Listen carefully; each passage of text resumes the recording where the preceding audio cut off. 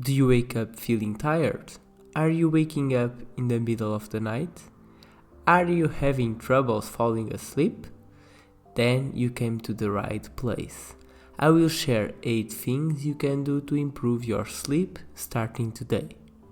Most of the times the major problem is that we are not getting enough sleep.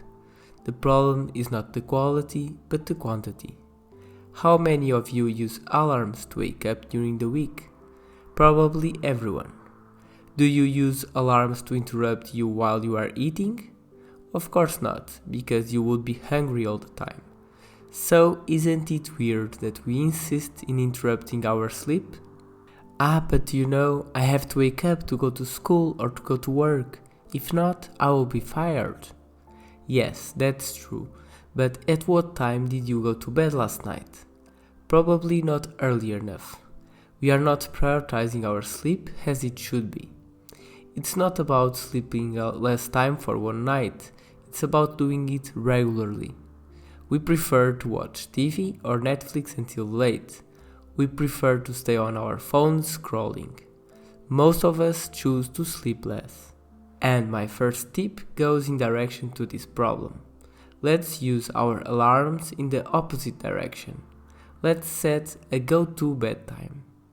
When our go-to-bed time alarm starts, we should stop what we are doing and start our bed ritual. This way, when our morning alarms take off, we are probably already waking up naturally, or in worst scenario, we slept almost everything we needed. In my case, I have an alarm at 9:30 p.m. I go to my room and I do my bed ritual. I put my phone away and I fall asleep usually between 10 and 10:30 p.m. In the morning, I have an alarm at 7:30 a.m., but most of the times I wake up before that. Now you will say, but I can sleep at 10 p.m., that's too early. You want to know something? It was too early for me too, but it's not anymore. When I go to bed, I am most of the days ready to fall asleep. And this brings to my second best tip. Go to bed and wake up at the same time every day as consistently as possible. Following a regular schedule will indicate our brain when it's time to rest, so it can do it effectively. In the first days, it may not be easy to fall asleep, but continue to do so and it will get easier. What also facilitates and enhances the quality of our sleep are the sleeping conditions, like having a dark room. Our rooms should be as dark as possible. Presence lights are acceptable, but anything else should be avoided. We need darkness to sleep properly. Also, the less noise the best.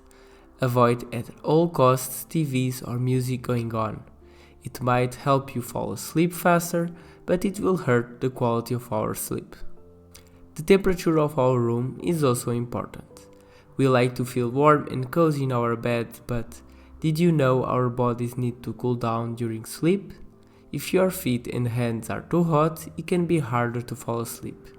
If you are having difficulties falling asleep, it can be helpful to put one or both foot out. Your bed and pillow need to be comfortable too. If you are not feeling relaxed, you can already predict that it will affect your sleep. My next tip is hard to apply, but it can really make a difference to the quality of our sleep. It is about the use of our smartphones and bright lights before sleep. I will make a whole video about it because it is a complex topic that greatly impacts our sleep. But for now, I'll leave just a small tip. Avoid bright lights and devices before sleep. It will make harder to fall asleep and it will lower the quality of our sleep. It might be the reason why you are waking up in the middle of the night. Do you remember my first tip about going to bed earlier? Bright lights are the main reason why you can't fall asleep easily. Take your devices and lights away and you will want to sleep early like a baby. As I know it is difficult to keep our smartphones away, my recommendation is to avoid bright lights, and if you use your phone, put your lights at minimum. At least you will reduce the impact. My last tip is to avoid feeling stressed before bed. The things we do before bed matter a lot.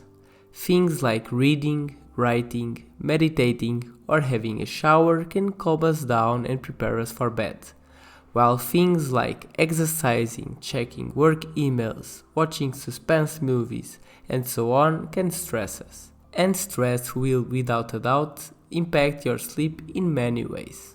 I know sometimes we can't avoid being stressed, but it is imperative that we turn off our head and just relax. Everything will go much better if we have a good night of sleep.